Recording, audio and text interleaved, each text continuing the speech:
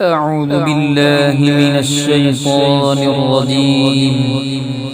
بسم الله الرحمن الرحيم.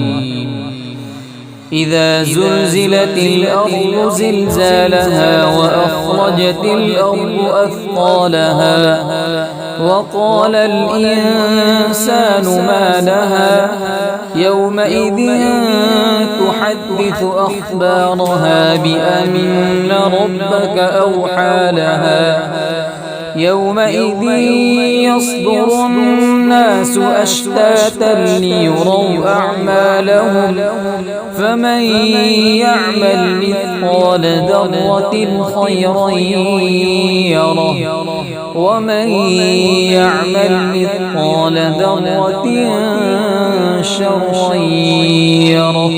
صدق الله العظيم.